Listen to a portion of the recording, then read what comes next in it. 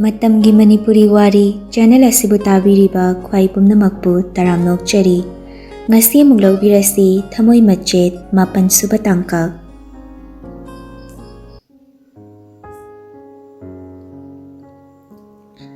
Asawbana mai hauraba mabung anidu nungsagumna machalgidamak lepli. Lam helaklabati pungmang manghallage khankibra. Achawbagi maithongdi yengba yakidre. Masana mara layrubana nanaw tumina nontaduna layri. Achawbana nanawda mamit aniduna chadaw kay yenglaga. Nangga yenglabada aigi jaldi angang yamna oiri.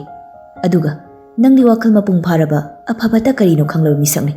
Adutas natana laibak praja ngakpagi lo nakutta layriba nangna. Adugumba chawkhataba wakal chenba hunabra. Nanawna Tamocho ay soigre. Nangna soigre haraga hekti yagadabs nati. Nanggi nanakta lepliba nachi sida. Nangna ngasi ngang sakliba dugumna. Ay amana nganglamba thoklaba. Nang tumina kaysu laybiyar. Aduna wakal muna khantaw. Nanaw mapi tarakle mana tawkiba mayamdu angang oiribi magi abemna karamna awabadu khanglamgani khanbada mathanta khangpham khanglaktre. Achawba makha tarai. Nangga aigi ichalga khangnei haiba ay khangba kuire. Adubu mabung amoina ichalda thingba ay pirudi. Maramdi nungsiba haibase asuki matik thamoi nobani. Nungsibana ngamdaba kaysu leitabani. Aina thingba piruraga ichangi career da asoiba lakadra khalaga lapsen sena khibani. Aduna nangni hekta aigi ichalbu kusi tawgani khanbadi oithoktabani. Nanaw khuru khudak kullaga makhut ani lonaraga haijarai. Tamocho aigi asoiba ai sana yazare. Abenga ibani lapna hanbigano. Sanathoi makhut kutum tasilaga khangi saugandaba mayambana sauraklibasi pumnamak khanglaba tungdo oiramle manadi karisu khangdi haina khallubani. Achawba momon noklaga ay wa haige munna taw. Nangna ngasi mapal thokna tawrakliba thabakse nanggi yumda chatna kanglonduni. Aduna aigi chalbu nangga amuk khana loina hanba haibadidi oithoktabani. Yam lapna layo. Aduna nanggi afaba oini. Asi hairamlaga mapalda thoki ngasaidagi tumina layramba Sanathoi nanawbagi manakta changsillaga nganglaga hairai. Nang aigi chalgi matungda amuk khana lepakpada nanga kana saga tongan tagadamni. Masi khak ningsango. Asi khak hairamduna saune roomdudagi thokre. Nanaw thokriba aniduda ningamdana yenglaga moisu mapalda thoklakle. Club ki president aduna Achawba Sanathoi kari hainingliba noina. Achawbana Kaka kaisu hainingai leitreda club ki oiba warep silobiro. Club ki president tunamu Club ki warol haibabu makha tarakpada sigumba thodokse lekai sida natraga khunsida thogalakpada aduda pirakpa cheirakto nasana yazaba masi haina warep laure. Asi hairaga makha amuk tarai. Icha ahumbusu hainingai leitana club ki site tagi thagatpa phongdokchari. Asi haina famliba ahumduri yengi Danabi Romesh lemba makhoi ahumsu tumina famduna leirambani president ki waduda nokmi khak tawrai. Wari do daida loishin kibaduda mahi thoknarakle sanahalna ahumduda onsinduna Ibunga ekhoi amuk lehorage ko phajana yumda halu. Dhanabirna Phani baba. Machal manaw aniduga makhoi marup ahumduga makhut soknai aduga chatluki ya hairamlaga thoklakle. Gari lairiba domda lakpani ahumdu. Romeshna Is ngasi numitse ko samnada litpani. Lembana mu Nang haulak hodi haiwani hekta phanduna thajinki.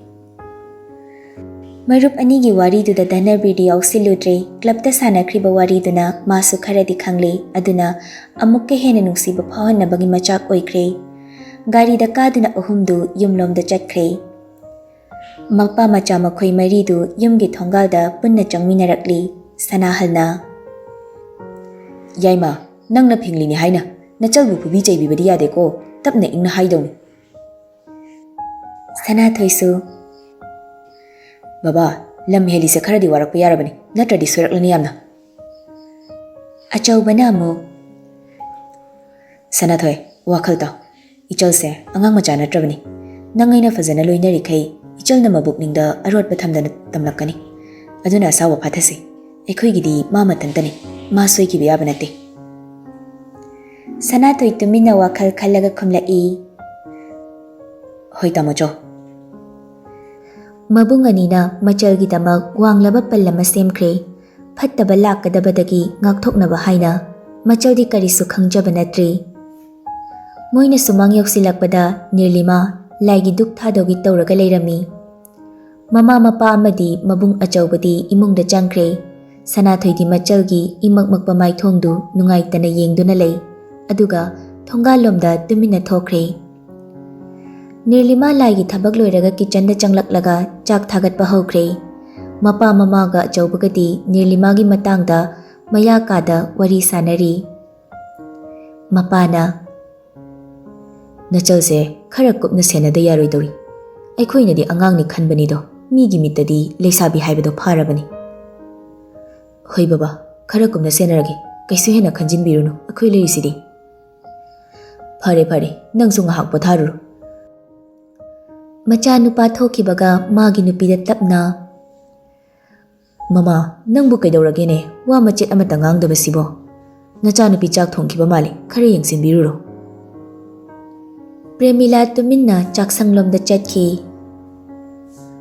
Onthokpani dago mama nangse. Ludori tawrisi. Asi haina phamungduda changsinduna hipthai. Kitchen dani Sanathoi amadi Nirlima chak thongminari. Mama changlakpa ubada Sanathoina. Ima, ngasidi nacha nupa yaimagi khut yenglasi. Ima pothabiruro. Yaima, chaba yadoira tawrisibo. Hera ima, nachabo duk thazabidaba. Nacha nai tharakese. Asi haraga insangduda khabaina otli. Mabung yaimagi matawda Nirlima mamon noglai.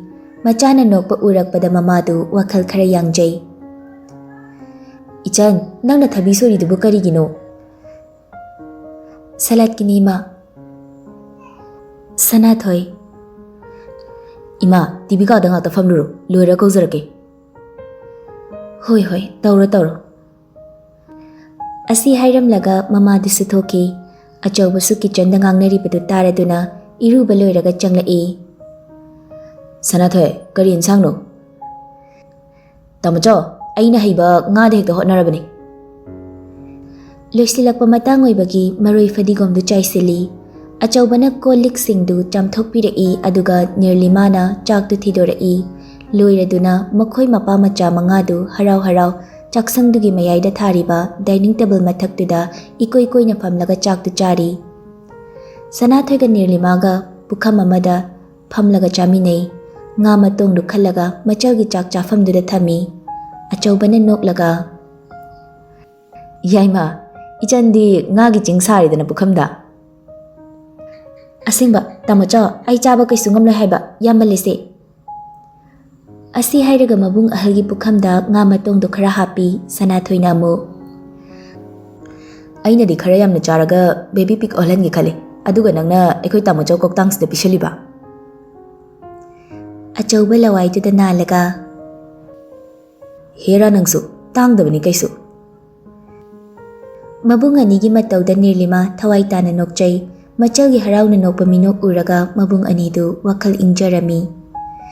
Chak chabadu loiraga thabak loisilaga TV kada mama mapa mabungga punna TV yenglami. Somdana Christina famungda famlaga mabungi khara hubatliba mamaidu hidak hapna. Dada, nungtigi mi khatnariraba nang ikaijadra khangde adam chawraga. Thoi, yareda khara nganglade sum ngangi wane. Danabir famungda famlambadagi haugatkiduna washroom da changki. Christy machilda paithoklaga hidak hapa box tu puraga mabungi kadagi thokna machilda sung ngangli. Hero sari oirini aduga mina pubirakpa kari hero khusano khangde. Danajitna Ketuke Nachanupase hanagi phibam tadoribra kainom tawrene. Ketukina khumlae. Moi pabo aidi kamai tawni tawriside. Karibu tawrini haige nupi kok thijanbira loiredana. Tanjaduda Christy su changlai machildu su leptabini changlaklibatu. Pabwa nacha nupa tompok si ngawredana. Nabung kaidore haibano icha thoe clue khra phangro nangbo. Kadai dei phangmano yam haina lotkre. Ado pabung dada se nupi thini thajadre. Aduna pabungi dara muttanaba ayoina nupa purak lora. Mapadu ingau hek ngawi. Ha, aigi dara muttanaba. Hoide ichana aigi iyado oina purak lo. Tanjai daidi noi napana chase. Christy su mamana chak loisilibadu masu mateng pangsili. Dhanabir su kitchen da changlai aduga dining chair du chingthoktuna famlaga. Ima, kay insang no? Sauri thongba maga kangkhaw maga tawre. Ahaw bangak ni ne. Christy na mapaga mabungi chak tu puthoklaga pirari. Dhanabir chak tu chaba hawkre. Mapa na macha nupada yenglaga. Chow chow. Ado bunga, nangbu nupi thinaba tawrasidana. Dhanabir charamba chak tu chap leplaga mapadon silai. Haima, phagi na timi, nang na laitragana ipana magkok thibini. Dhanabir chak charamba du chap lepi ngasai Romesh na number lawba Jensen ki badu khangling singlai. Hoi mai haida chari badu fatfat loisilaga makutu beshin da praprap hamlaga magi kada hathu kaki. Machagi mataududa ketuki na lawhauri. Bunga, nangmu nabuk thalabrane. Mapure bada muk onsinduna. Chari sida su loiraga hainabe. Ikaira male, chak phawba mabuk thara chakhidrese. Hoini mama, ikaira male ne. Christina muk. Nacha nupa se ikaibaga khangboira. Nupi nang masu tumina chak tu chaw. Christy machilga du paithok paisin tawraga chak tu chari. Room dani. Dhanabir Romesh ta call tawbani waiting adum lairi. Call du pairak prasu pairakti. Khoidau saugat pana loiri madi. Hanjin sum tawshin badagi uchin na chinna call du pairakle. Romesh suramaga loinan hairakpani. Karino haibani nupa nangbo. Call tawraklise thabak leramniga khangdabrana. Ahing sida kari thaba. Nangga chatpa thabak seibo sifam na pam khangdeko tanjai ai nangga chatminaba. Yare da khara nganglide. Adu ngasai number haidu lorokpro. Laurai kaino wari sanai do magani. Adunabu nangi kola ko khangdribani. Dhanabir fat fingalai. Nipa nangi se phagi ra singra. Phagi muk tawkidro aina nangonda. Magi number laurise nangi ni haibani. Ado ichana yaba ko bolaiti. Nangdo hainade nusiba ngamloi hairaga leirine. Kamai tawba? Asi hairaga tumina noi. Dhanabir asingba oiraboi ningdana nungaitana karisu hairamdana call du fat thamki. Romesh tingkhattana noklaga. Sakta asidi laina henjiline tawise. Maching mataduga mu chat leramdana. Asi hairaga number du message ta thazili message ki warolda. Call taraga wari sanajaro sakhenba. Somdana nupadu mathwai nungaitana room gi balcony du da thoklaklaga tumina leplambani. Message lakpagi makhol du da pocket tagi phone du lok thoklaga yenglubani. Momon nokre masa khangaudana. Number du macha haina love emoji amaga loinana save tokshili. Call tawsira message thasira ngaihak khallaga balcony du da hangat handa chatli. Fana kuina chatlaba matungda. Hera, nupa nabu. Asi hairaga call fat tawshili. Nupi du su tumninglena magi room da changlakwa matang chana call laksile. Number su save laitaba oibagi masadu ipapa khana call du paikhat pastawdi tumina yengduna lay. Call du tatkre aduba amuksu hanjinduna tawrai. Nupi du pakhana TV kada mabung ahalgi luhongbagi matangda wari sana huba singdu tagani pakhatna call du tapna paikhatli aduga wa machet matangang dabi lay. Phone dagi tarakliba khonjal duda. Nirlima pendana kapngang tawi. Nangna sukphattaba miyoram lise kaigino. Aina nangda kari lankrage. Aidu otoba kayang walige. Phone dagi hairakliba waduda makuna mobile du chet na paisinduna lay. Makhyat chiklaga. Nangay ka chamthoknaba wa leite. Nangaloy na bada ay akiba phawre. Amuk khana call torakanu. Asti haina phone do fat kakthali aduga number do block tawshilaga tarakliba mapi do fat taithoi. Tanjada da number save tawdaba masu amuk call laksili. Nupi do sounding bana masado kainoma tawkre. Usitte khalaga call do fat pai khalaga sauna. Namay do na thangna chabat chabat yasiluro nang ha. Dhanabi khang na phone do nakong dagi fat thang do I aduga kaino ni khali. Sauna amuksu. Nang hat la su pila ru yai na. Dhanabir ingaw ngaw na. Kay buno haise. Nakol gameng sinadana. Tamo jada haido kani aina nang. Dhanabir ipapakhat na. Ha, kay gino haise. Ngasay number daw bero. Noy tamo jada haidok tise. Nirlima masado kapning lamba sauramba pumba swai mangkre. Kay haiba. Kanano nang. Ngasay number law kibidun haiba. Noy tamo jada haidok kani haibdo. Haiganu ko. Nirlima tumina laikre mana haikriba mayam duga ikai rakle. Hello? Tadra boy chan. Tai. Aina call tarok se sounding bra. Sounding di. Oh, ado ijam jamna sum pau phong na bayai ko. Hoyai. Ado isu thamlage tumning le. Hoi thamjaro phajana tumjaro. Good night. Phone do fat ka kre nupi du Dhanabir na. Tamnabaga nang haude masi ngangse.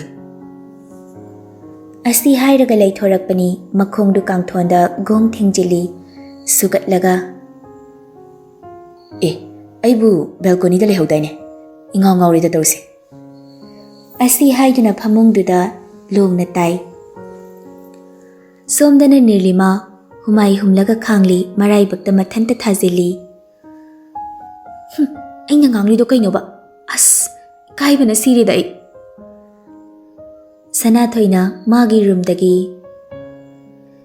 Ichan, tumbani na changkraga phone da wari sanaira. Ikang khangi nupi du. Nati eta mocha, ithanta sum ngangune. Tumo yare thenge. Hoi. Mathanta muk sonjay. Aise lichai maruda phamra kainom tawri hendakse. Kuirabani.